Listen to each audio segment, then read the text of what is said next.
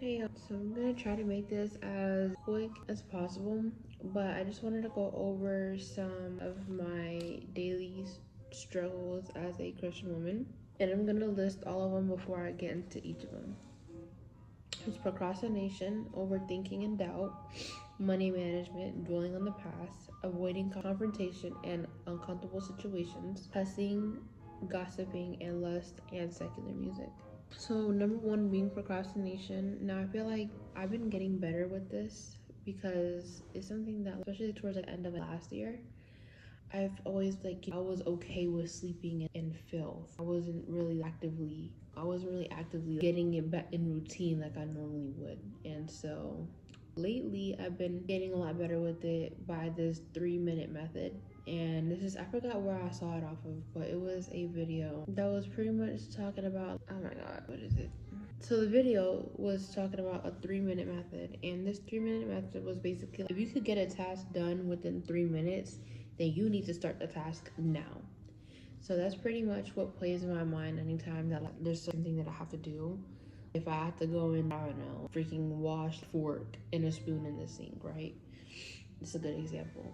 It literally takes less than 3 minutes, so why not stop what I'm doing and get up and go and clean those forks and spoon, the fork and spoon. And that's honestly the mentality that I've been living by lately. And also what helps me too, I don't know if this would help anybody else, but what I do is I pretty much just what is it? Okay, what I do is I open, first thing I do when I wake up in the morning is after I'm done my morning prayer with God, and I would worship in the morning. And then after, I would get up, make my bed. No, I would get up, open my blinds to where the sun is beaming in my room because I have two windows, one of them being a big one. So I would always do that, and I would make my bed, and I would start off by any laundry that I have to do. I would put it in the washer, and just honestly I would start sweeping and mopping my room, and I would blast freaking music, and honestly that's the best thing ever. It's been getting me through a lot, especially considering that the side effect of my medication is drowsiness. I was always told I was going to be experiencing a lot of drowsiness or whatever, which honestly I feel like I've overcame it at this point. I've been taking it for that long now that it's just something that I'm immune to. By the way, y'all, if I'm dozing off, it's literally 3:20, and I'm literally 3:20 in the morning, and I'm at work, so I'm trying to stay awake and also pretty much give you guys a quick rundown of everything. But let me just try to wrap this up as soon as possible. So procrastination and me managing it, trying to navigate through the procrastination is a 3-minute method or whatever, and opening my windows and staying productive. Because I also heard that God tends to speak through you while you're being productive in something else. So that's how I get my response from God when I'm doing something, when I'm distracting myself with something. And I always get Him to communicate with me through signs, or just a random thought comes to mind, you know what I mean? I know it's from God. Also, number two is overthinking and doubt. Now, I feel like this also stems from childhood trauma because anxiety makes you overthink.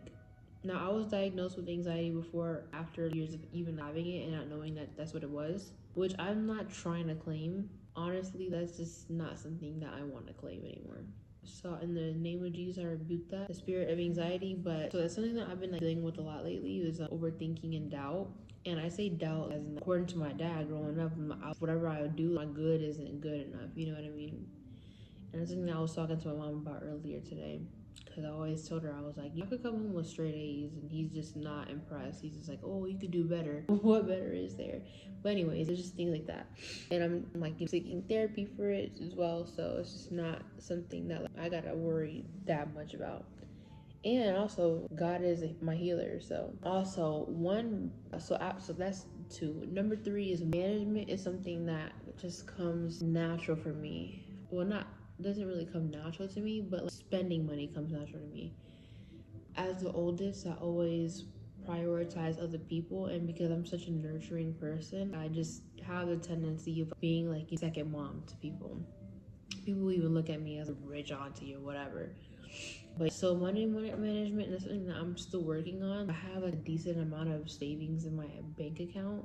I don't know how to steward my money the correct way. I always find a reason to spend money, and that's just not a healthy habit. I've been literally praying over this, and I've been trying to do better. It's literally a bad habit, and that's something that I'm trying to navigate through as well. And I've been also tithing as well, so that's another really good thing, I guess. But also, so number 4, dwelling on the past. I feel like this one goes hand in hand with overthinking, because sometimes my overthinking would send me straight to like freaking 5 years ago. Dwelling on the past is, I could think of something that somebody did to me 8 years ago, and I would find myself sometimes just stuck on that situation, you know what I mean? And that's not good. It's not healthy at all. So I'm trying to work on dwelling on the past too much. What is it, number 5? Wait, is it? Yeah, number 5, avoiding confrontation and avoiding uncomfortable situations. This is something that I've dealt with all my life up until recently. I realized that the more I avoid confrontation and uncomfortable situations, it'll end up biting me in the butt later on. And I want to give you guys an example, but I don't want to get too much into it, because then that'll lead me to gossiping, which is another sin I'm trying to work on. But we're gonna get into that too. So avoiding confrontation is, they think that like, they look at me as a weaker one, and because like, I'm so much of a kind person, to where it's hard for me to say no, people see that as a weakness and they take advantage of it. They take my kindness as a weakness, and at that point I started caring less about how I'm making other people feel, and I started just putting my foot down. And honestly, people will reveal, sorry, oh my gosh, their fruits the second you put your foot down. So honestly, because I'm like, at this point, like, I don't even care about letting go of certain people and certain things that are like hindering my walk with God. That is something that honestly, if somebody reacts a certain way because I had to put like, my freaking foot down about something, then honestly it wasn't even supposed to be there.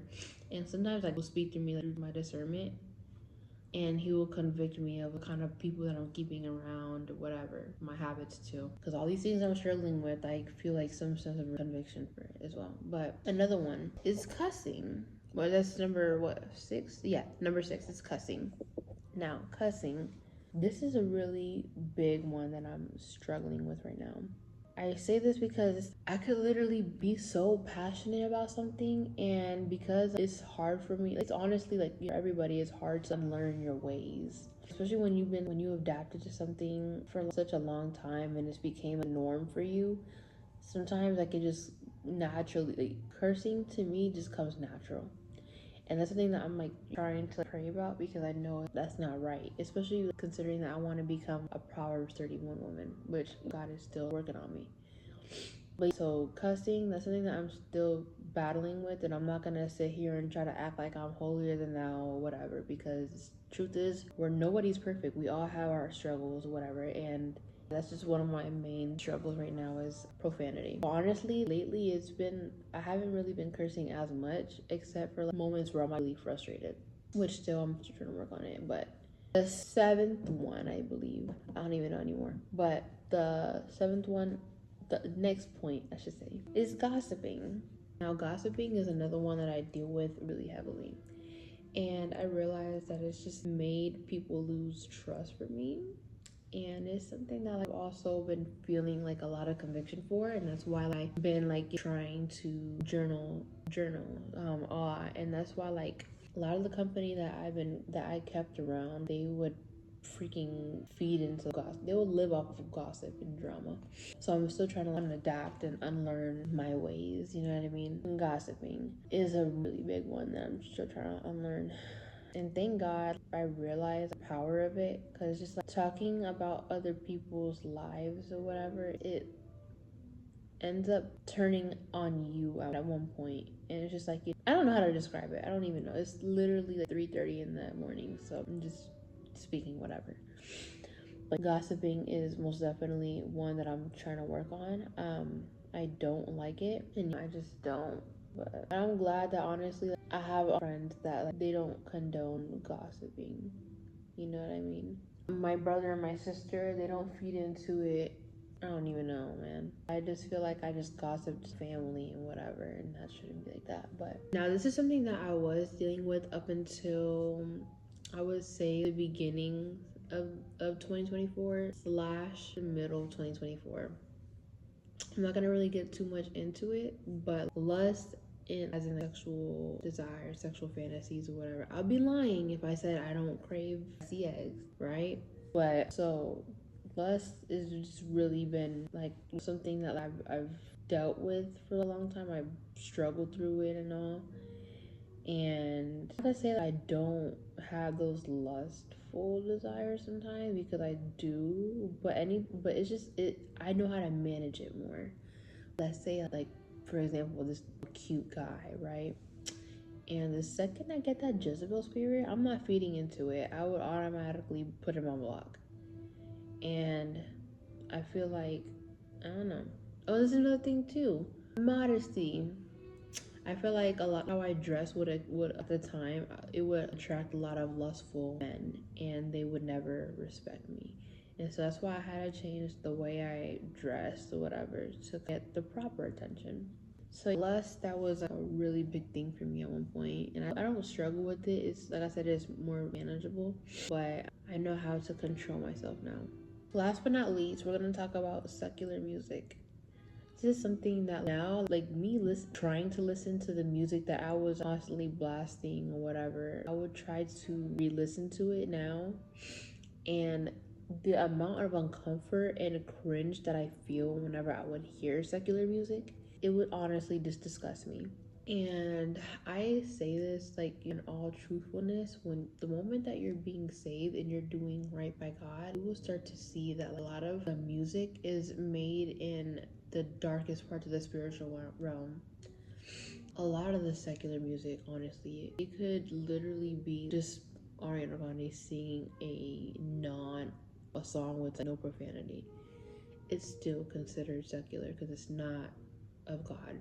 And honestly, my main thing, because even though I still play secular music, rarely though, I would always have praise and worship as my main song. I don't know how to describe it. My main music choice would always be praise and worship and not secular music. If it's not talking about God or whatever, that's considered secular.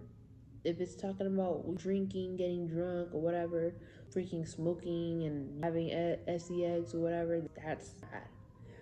So it's not of God. If it's not God focused, not God centered or whatever, just don't listen to it. And that's the thing. I'm talking to myself too. I'm not gonna tell y'all something and not take my own advice. But so hi guys, so thank you for watching this video.